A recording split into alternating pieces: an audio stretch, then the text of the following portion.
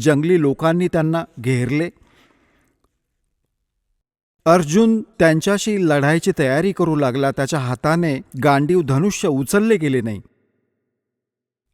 आणि उभ्या उभ्या बघत आहे, थरथर कापत आहे योद्धा. भिल्लांनी त्याला मारले. महिलांचे दागिने तोडले. काही महिलांना ओढत घेऊन गेले. अर्जुन उभ्या उभ्या कापत राहिला.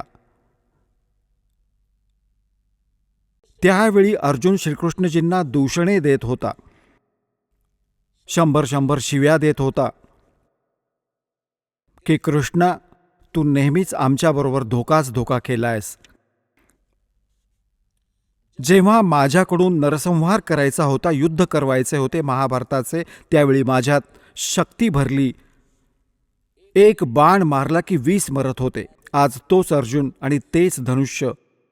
आज मी यावर प्रत्यंचा नाही चढवू शकत.